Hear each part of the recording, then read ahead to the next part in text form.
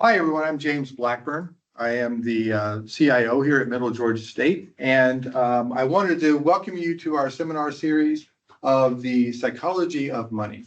And this is one part of the Beyond the Classroom series that's dealing with financial matters and financial mindsets. So I'd like to start with a question really about, is balancing your budget like solving a Rubik's Cube? Is it a puzzle? And in that space, what type of challenges do you face when you're working with finances? And does it create complexity? Does it create confusion from that perspective? So with that, I'd like, if you can, go ahead and reply in the chat. What is balancing your budget like?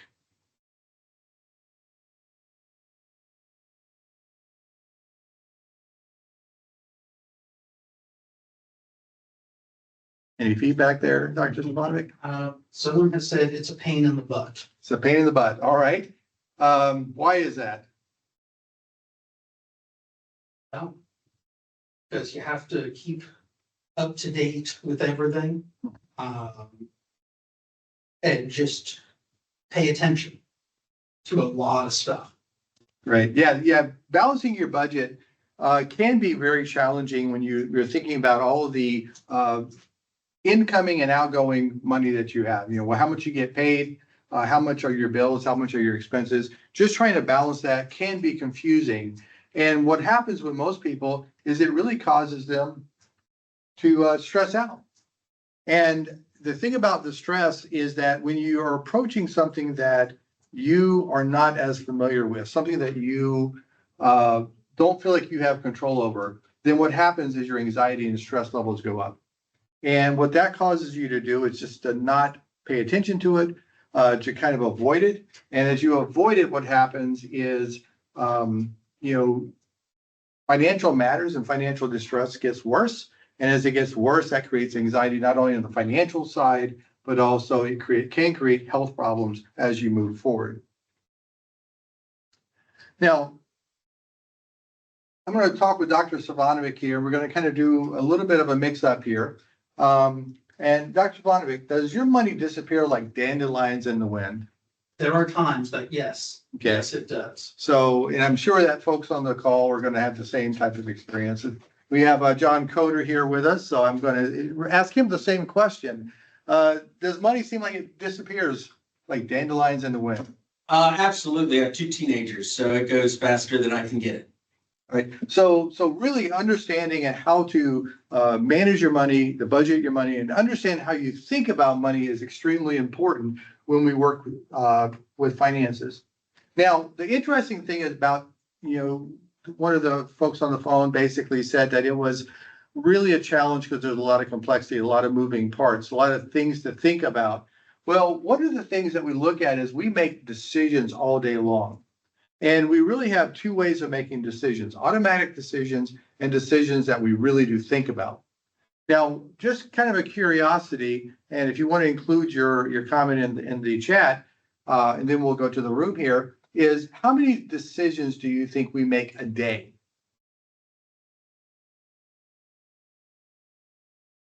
What are we seeing in the chat? So far, nothing. Okay.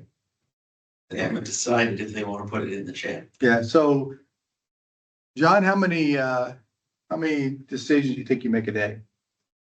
I would say hundreds, wouldn't you? I mean, Okay, a hundreds. few hundred, wouldn't it? We do have a comment in the chat of 50 plus. 50 plus. Someone else says hundreds. Okay. Stephen, what do you think? I'm going to say at least 1,000. Okay. What would you do if I told you we make 35,000 plus decisions per day? I would remember back to this presentation in the spring and realize I should have remembered that number. Right. So 35,000, because most of the decisions we make are not even conscious decisions. Just the decision to take a step to go forward. You don't think about going forward, but you made that decision at a subconscious or unconscious level to move forward. And what's challenging about that, sometimes decisions that you make about how to spend your money are at the subconscious level. And there's a reason for that. It's because we have to make so many decisions. If we gave rational thought to every decision we made, then what would happen is we would be exhausted by the end of the day. Thinking is just like exercising. Thinking exercise or thinking activities and physical activities are very similar. If you run a 10-mile marathon, you're going to be tired after that, right? If you run a 10-mile thinking marathon, you're going to be exhausted after that as well. So our brains have adapted to work on what we call heuristics, right? And these are good enough heuristics. When we think about how we make decisions, and what I always like to think about is when you are catching a baseball or catching a football, there's a heuristic that you use. It's called the gaze heuristic. And what you're doing is, as the ball is hit, and this is a baseball, as the ball is hit into the air, you're running toward that ball. And you're always going to keep the distance or the angle of the ball at the same height as you're moving forward or backwards. You're not calculating the calculus on the curve of the ball and the speed of the ball. You're basically using your visual sight to make a decision, but you're not really thinking about it. You're reacting to it. And the challenge in money is you do the exact same thing with money. You have a rule of thumb, a heuristic that you will use when you make all of your decisions about money. Do I want this? How do I feel about this? Is it relative pricing? Is it the same price? Is it too expensive? Not expensive? All of those things are not used in any rational form. They are things that you make automatically when you make a decision. Now, if we look at this exercise and we say, what are you willing to pay for this bottle of water? Okay. So, Stephen, anybody commenting on the online chat? Not yet. Okay. John, what would you be willing to pay for this water? It depends on how thirsty I am. But Okay. I'd probably say $1 or $2. Okay, $2. $1 to $2. Okay. Stephen, how much would you pay for this bottle? Well, I'd say no more than $2.50, but it would depend on where I was. Okay, where you were. Now you are remembering last Yes. spring's seminar. Anybody online? 50 cents. 50 cents, all right. Any other choices? Not yet. no. Okay, now you brought up a very important part of where am I at? And this is called relative pricing. So when we look at this, if I'm at a grocery store, I'm going to use 50 cents to $1.50. Yep. We have $2 and we have not much now, as I already have water with me. All right, great. So if I'm at a gas station, it's $1.50 to $2.50. I'm not going to think twice about paying that amount of money if I go to the gas station. If I go to a coffee shop, a well-known coffee shop that has green branding, I'm going to pay between $2.50 and $4 for that water. If I'm at the airport, $3 to $6, and at a baseball stadium or football stadium, $5 to $8. Now, why is it's the same water, right? Is there that much difference in the water? No, but what they have done is they've created relative pricing, and you are comfortable paying that amount of money across the board. And here's an important thing. The water fountain is free. Now, do we justify, well, the water I'm getting is from a spring, or the water I'm getting is from an artisan well, or it's filtered, right? Many of the water fountains are filtered as well, right? You would wouldn't think twice about taking water out of the tap, putting it into a tea or coffee machine, right?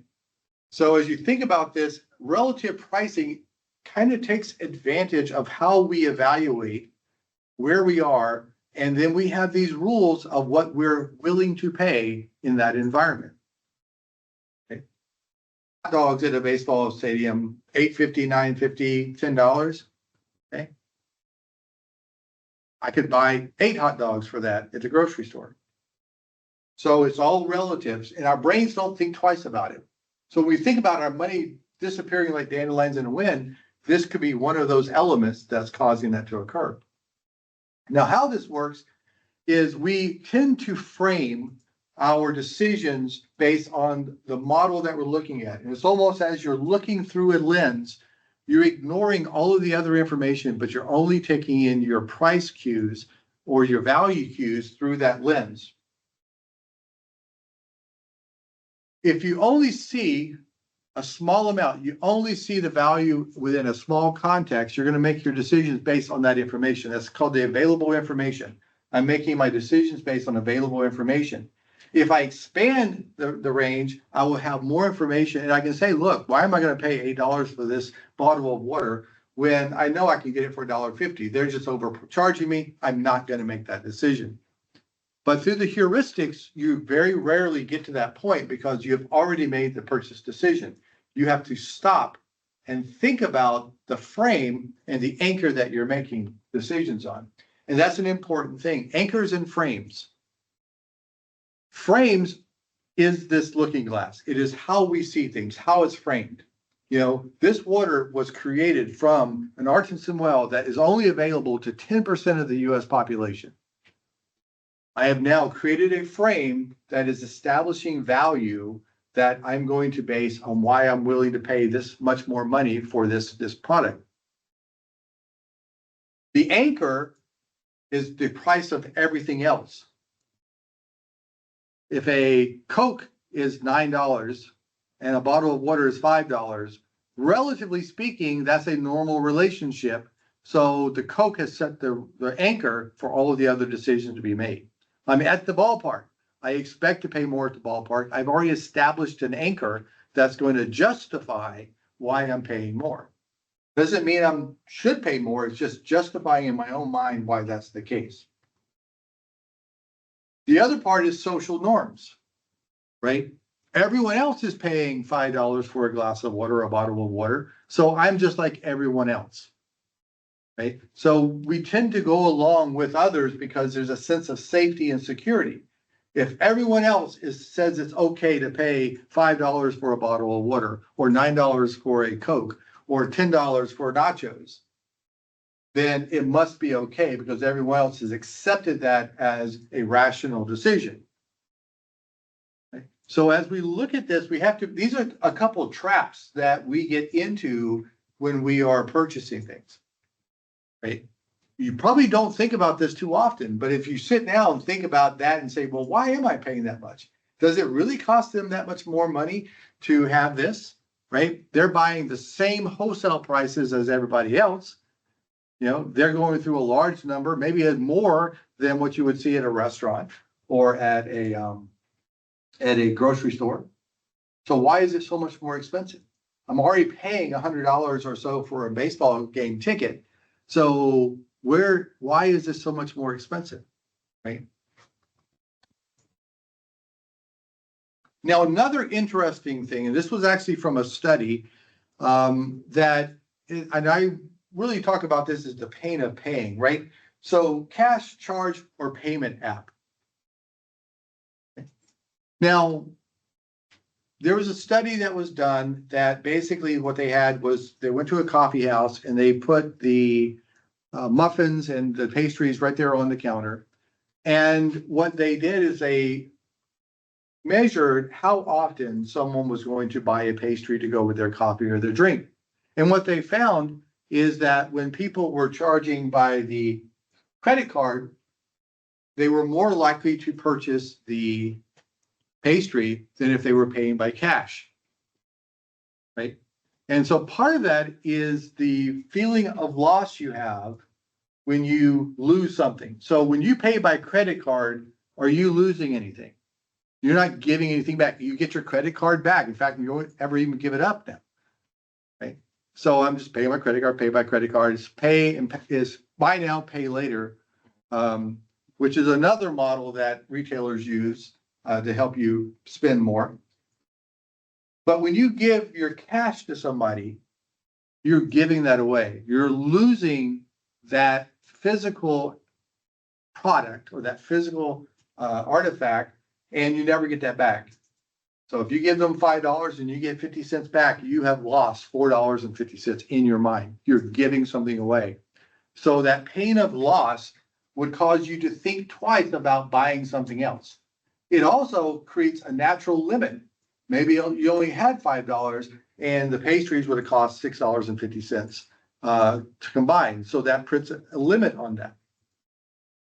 When you have a payment app, then that takes the whole concept of paying completely away. You're not paying cash, you're not paying charge. You're just scanning a barcode on your app. So now we've removed even farther from the money cycle to now it's just an app. And what have you already done? You have already loaded money onto your app. So now what you have is, oh, I've already loaded the money on my app, so I don't need to do anything. It's already there. I'm not spending it. I've already put it there for this purpose. So now it runs out. So what do? You run out, you load more so that you have that option as you go forward. Meanwhile, back in the bank, your bank account is shrinking, shrinking, and shrinking. Or in this charge card, debit card works the same way, but in a charge card, all of a sudden you get your end of month bill and you see how much you owe and you say, oh, I didn't know I was spending all that money. And now I can't pay the full balance. So what do? I pay the minimum balance. And the minimum balance isn't too difficult to pay. But I could pay the minimum balance for 10 years and do very little damage to bringing that balance down. So it's a trap that you could fall into very quickly. Another study that was done with cash and credit card is a coffee mug for sale. And in this case, the original mug was valued at $6.95. The discounted sales price was $2, right? So you're buying this mug for $2. When I paid cash for a $2 actual expense, I valued that mug at $6.71. So even though I paid $2 and the mug was actually $6.95, I'm valuing that mug at $6.71, just slightly below the $6.95 cost. But when I pay by card, I'm only valuing that mug at $3.83. Why the difference? Stephen, why do you think the difference? Trying to think back to the last time we talked about this, and I am drawing a blank. Okay. I'm gonna say people, like with me, if I have credit card in my hand, I find myself using it more and more and more these days. Hardly ever have a cab. It's not real money. Right. In my mind, if I see a dollar bill, it's a dollar bill. The credit card, it's the same if I'm buying a soda, a bottle of water, or a car. You know, just have this piece of plastic. And so the real value of something doesn't connect in my mind. Right. So that might have something. Right. Okay. John, what do you think? Yeah, I'm not sure. I'm kind of interested why you would see something as less valuable because you paid with your card. Right. For sure. And there's actually two behavioral economic concepts going on here. One of them is what we've talked about, the pain of loss. Anybody online have a idea? I just asked that very question and have not gotten any replies from any of the 10 people who are online with us. Okay. So I will tell you the first is the pain of pain, right? So we've already looked at that before, is that once again, I only paid $2. So I only paid $2. I'm automatically saying that the act of giving up money means that I have to have seen more value in the purchase of that mug than by paying by credit card, because otherwise it would not have reached that threshold of being able to pay with cash. The other is called the endowment effect. If I were to give you a mug and I said the value was $2 and I would say, I want to buy that mug back, what would you charge me? I guess I would charge you $2 because that's what you told me it was worth. Okay, so you charge me $2. What would you charge me to buy that back? Oh, I'm charging more. I'm charging $3 or $4. Because you own it now, right? Yeah. It's yours. You have value in that, right? So that's the endowment effect. Once I take possession of something, it is more valuable to me than it was when I purchased it. I've got investment of time, energy. I like it. So it's worth more. So if you think about that, I paid $2, paying with a card, I have at least $1.83 endowment effect. I own it. I value it now. I'm going to sell it back to you for a profit because I don't want to give up with it. But when I pay with cash, my value is much higher. Once again, I would not have given you my cash that I don't get back had I not valued it for more. Right? So this is the way our brains are working. Now, none of this seems rational, does it? It's not a profit motive, right? I'm not calculating cost. I'm not calculating paying with card that I got to pay interest on that or I'm doing any of these things, right? Because theoretically, since I paid with a card, there's an interest. So it's actually costing me more. The $2 really cost me $2.10. Right?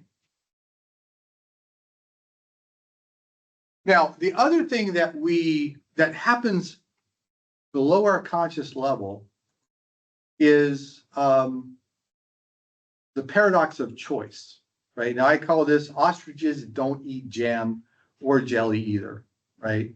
Now the idea behind this is that when I'm given choices, I'm evaluating between those choices.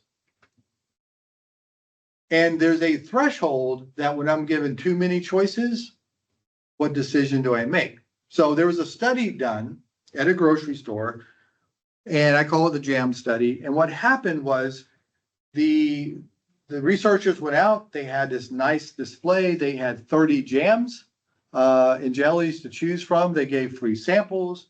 And what they did was measure how many people bought those jams. Then they came back the next week and they had a table with 6 jams. And they did the same thing, gave free trials, and then they measured how many people bought those jams. So which do you think, which display caused people to buy more jams? The 30 jam display or the 6 jam display? I guess it's 6. Okay, now why are you saying that? Because I said paradox or? No, because if I walked up to a display and there were 30 of them, I would probably give up before I finished reading all of them and just wouldn't make a choice. Whereas if there were only 6, I could very quickly identify which one I would like. Okay, very We good. had something similar from Page Alfred online, the smaller number due to decision fatigue. Right, analysis paralysis, we've heard it. There's too many decisions. So when I have too many decisions, what do? I don't make any decision at all. It's the safest thing. I can't decide, so I don't decide on doing anything. So the difference in the display, the 6 jam display resulted in 10 times the amount of purchases.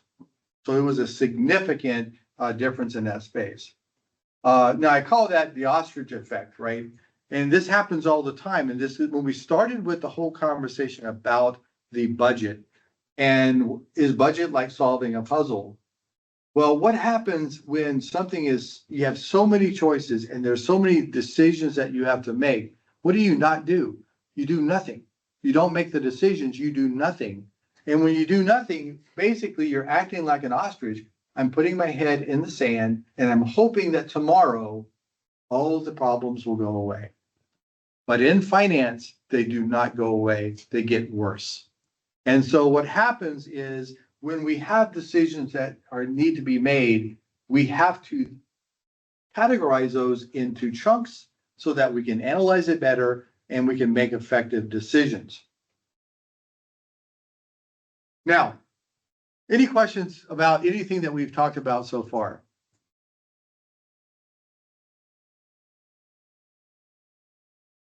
So far, nothing coming in. If they do, I will interrupt. Okay. All right. Now, all of these things are happening.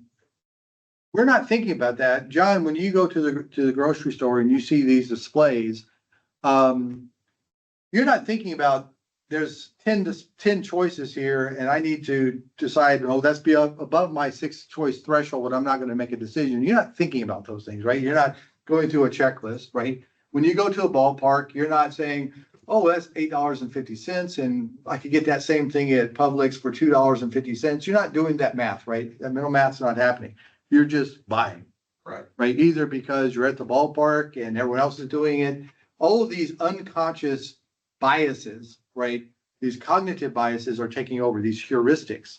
And they're saying, this is acceptable. I'm going to go forward with that, right?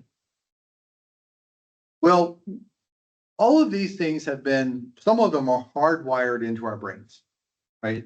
There's nothing we can do about it. It's just the way the brain operates, and it's been designed that way so that we can effectively, function as humans, right? If we were always thinking about what the next step is, or what we needed to breathe or not breathe, we needed to move around, all of those things would completely fatigue us. We would not be able to do anything, right? We would be in a constant state of non-decision. There are other things that we develop over time, right? There's identities that we have. There's ways that we approach problems. There's what we buy, what we wear, who we work with, who we talk with. Do we save? Do we not save? Do we buy or do we not buy, right? All of these decisions, there's another layer in our psychology that commands respect from our decision making, right? And these are actually developed in our childhood. Now, when you think back, where did you learn about personal finance? Stephen? I never took any class. I didn't even take basic economics when I was in college. So I never took any class about money or spending. It was watching my parents do it. Right. John? My mom is a CPA, and so she was pretty relentless about teaching us about money, teaching us how to budget, how to save, whatnot. Okay. So one through observation, one is through training, sitting down and giving instruction. There's a third one of how we learn about personal finance. And that is direct experience. Right? So when we look at this is social learning, or this is called family financial socialization. This is a technical term.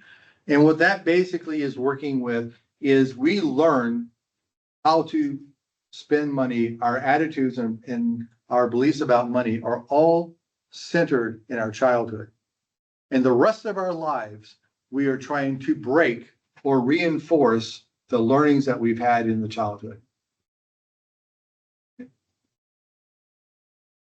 One of the things that I would always see in growing up, and this is a classic example, is that, a child would come to a parent and says, hey, I really do want that toy. And the parent would say, well, we can't afford it. Right? So then the child puts a little mark in their brain, can't afford it. I want this, can't afford it. And then they go back again and they ask again and can't afford it. Right? And then sometimes, third time, and the parent says, I told you I can't afford it. You say one more time, we're going home. Right? So now what we've done is we've added a negative consequence to the request. So you have a desire, a request, an answer, repeat, negative consequence. So now what happens over time is there becomes this apprehension around money. There's a negative association associated with purchase and money, right? There is a identity associated with money and purchases. My friends have this new toy, but I don't. Why do they get to have it? Well, because their parents make a lot of money. We don't. So now what's happening is that child, as they're growing up, they're associating a desired state with money. They are now also associating their identity with money. Right? So they're starting to develop these beliefs and attitudes around money and their relative value as a person. And what happens is these elements kind of get categorized into 4 different types of money scripts. And these money scripts are these unconscious rules that we operate within that cause us to approach money in a different way. So let's talk a little bit about what are your beliefs about money? Why is money important? What does money do? Stephen, what are your thoughts? Money gets you stuff. Whether it should be that way or not, that's just the way of the world. We just got a new car and they didn't just give it to us at the dealership. We had in this case, write a check for the amount we were paying. Then they took a week and a half to cash it, so that was nice. But yeah, we wouldn't have gotten that car with that money. So I mean, the saying "money makes the world go round" is the truth, right? Want it to be or not. Okay, John.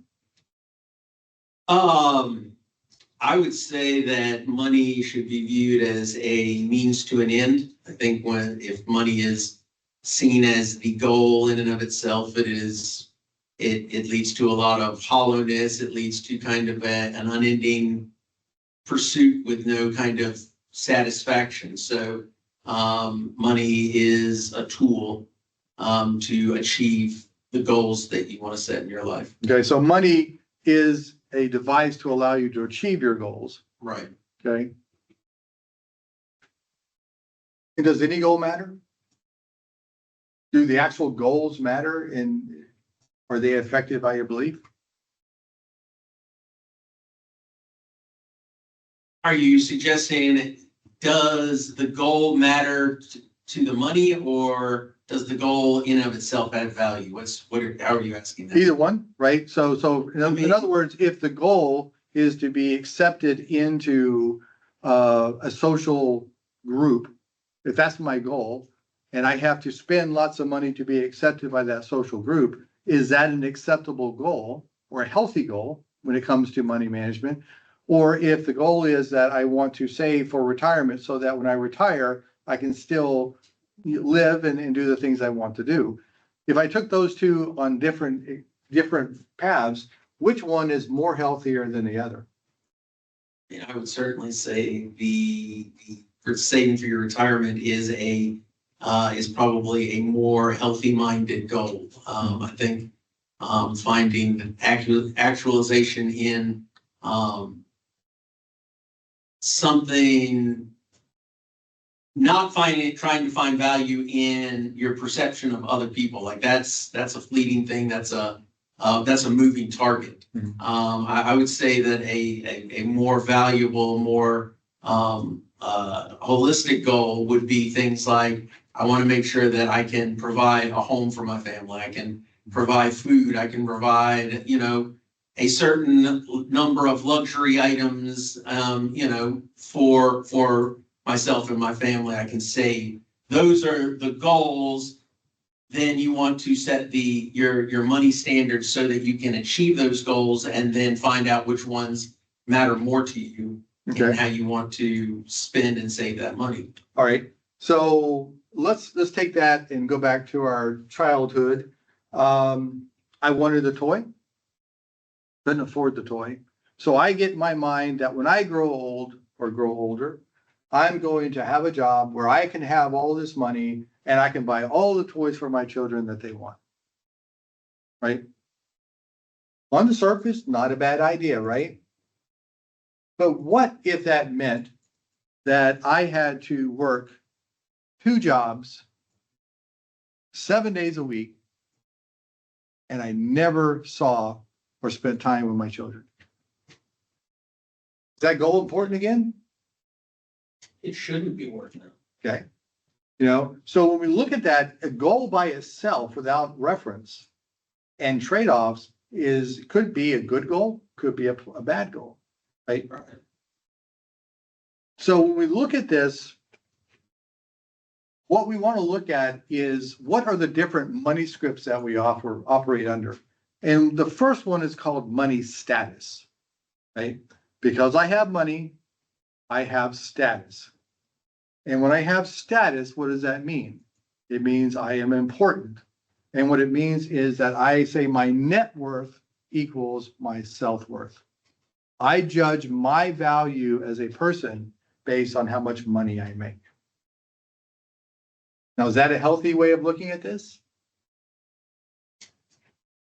Could I be one of those folks that might work extra hard, spend extra hours in the office, not spend time with my family, look back, on my last days and say, what do I wish I made more money, or I wish I would have spent more time with my family?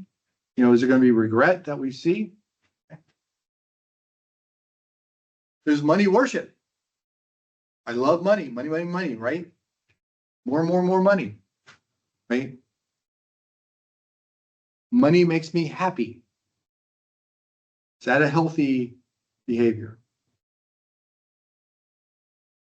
In small doses, any of these can be healthy. I think what you need is a balance. Okay. But if money makes me happy is the only thing that makes you happy, that to me is a problem. Right.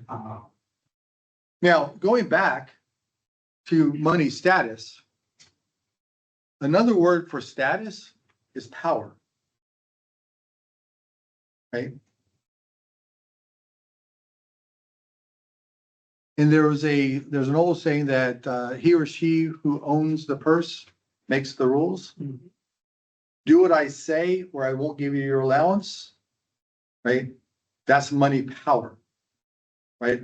You can't do this because I'm not going to give you the money unless you do that something else. Right? That becomes a very dangerous precedent for this money status, money power. Money worship. This is where I have to have more money. All the money I get in the world is not enough money. And so this can very quickly spiral out of control to where I'm obsessed in this space and I do nothing else. Now, the other interesting thing is money avoidance, right? Now, in essence, we are taught money avoidance from the early years, right? And in money avoidance, money is bad and should be avoided, right? Now, in the biblical scriptures, it says a camel can go through the eye of a needle easier than a rich man can get into heaven.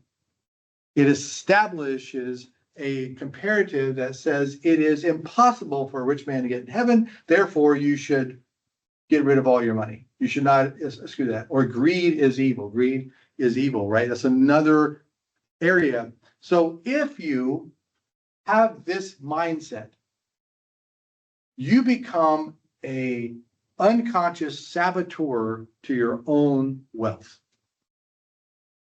You will do things that cause you to avoid wealth creation. You will go into debt.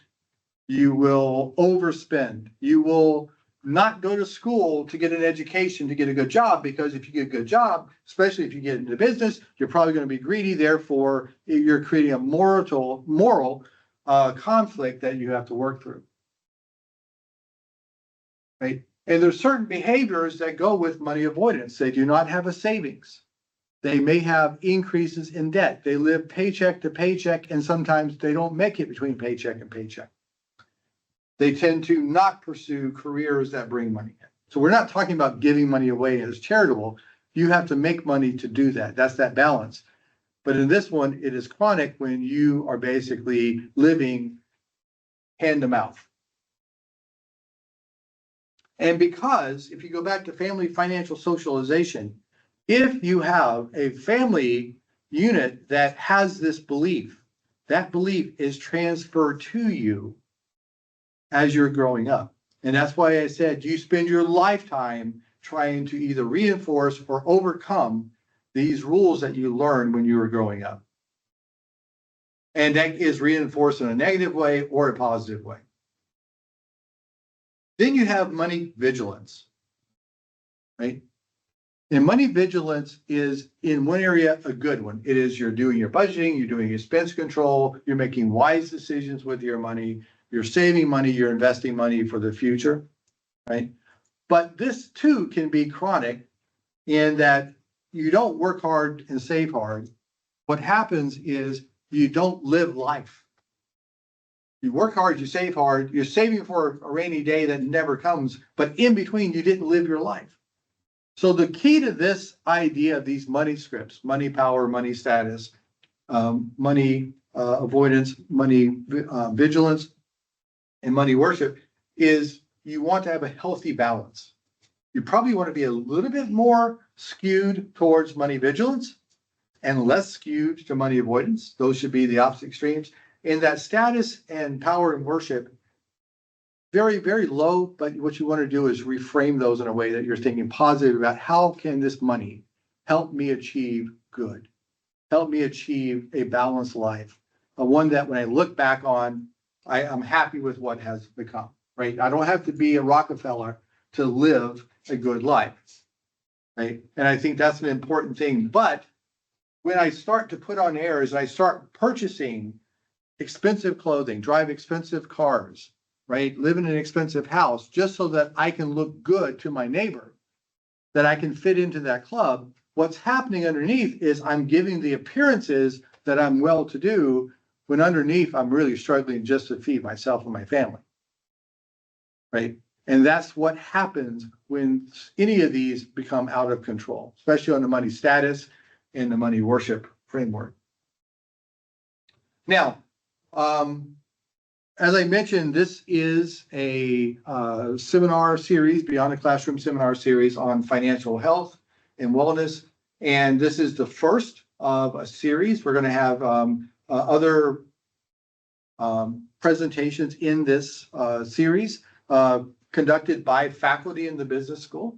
And with that, what we have upcoming is mastering money management, building a strong financial foundation, smart investing for beginners, avoiding financial pitfalls, planning for a secure future, financial empowerment, and economics in the news.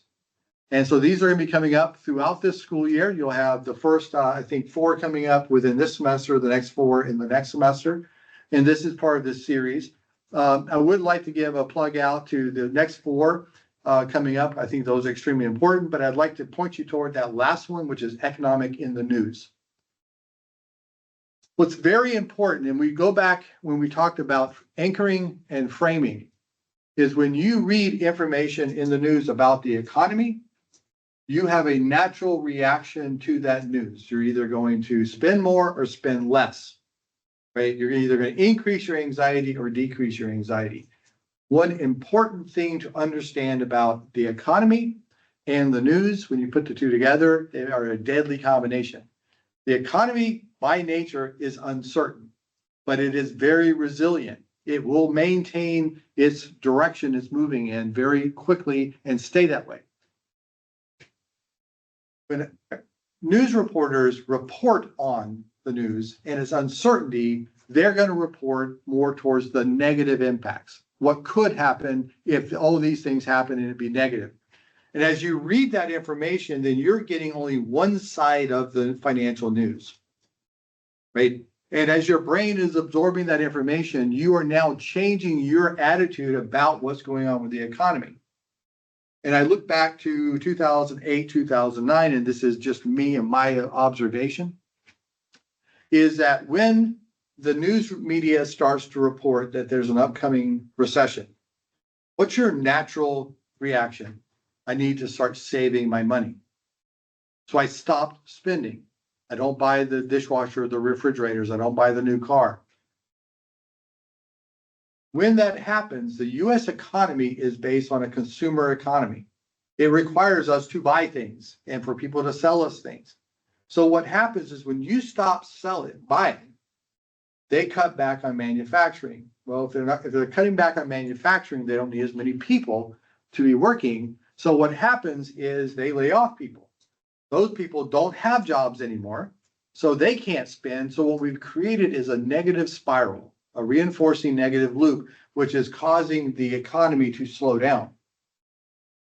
Now, the interesting thing is that once the economy slows down, it doesn't speed back up quickly if people can't start spending again, right? It takes time for that to occur because we have to have an increase in spending. We have to have people going back to work. They have more money to spend, and then you start rebuilding. And that's why a recession tends to have a U curve.